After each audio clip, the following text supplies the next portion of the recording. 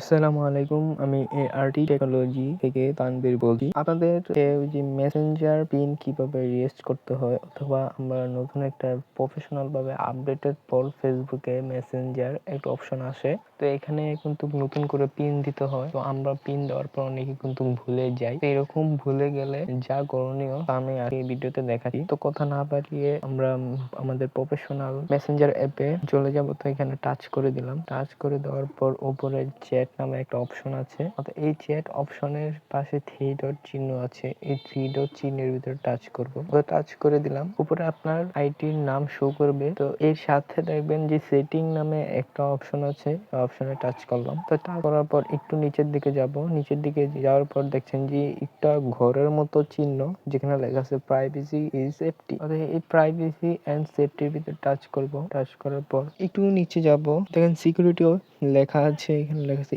Into encrypted chat. অর্থাৎ এখানে touch করতে বলছে, এখানে টাচ করব।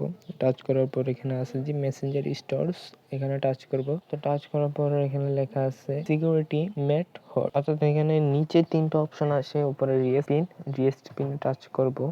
এখন কারেক্ট ইউর পিন মানে আপনার নতুন করে পিন দিতে বলছে। তো আমি এখানে নতুন করে যে কোনো সংখ্যা পিন দিয়ে দিলাম, যেহেতু আপনাদের দেখানোর জন্য। আমি 11 পিন দিলাম। এখানে কনফার্ম পিন মানে আপনার যে আগের পিনটা দিচ্ছেন ওই পিনটাই দিতে হবে। তো আমি এটা আগের পিনটা দিলাম। তো দেখতে পারছেন যে অলরেডি আমাদের যেই পিন কিন্তু ক্রিয়েটেড হয়ে গিয়েছে, অর্থাৎ আমাদের এটা কিন্তু হয়ে গেল। তো এরকম আরো অনেক ভিডিও পেতে আমাদের পেজটা অবশ্যই ফলো করবেন, যেহেতু আমি নতুন সাপোর্ট করবেন।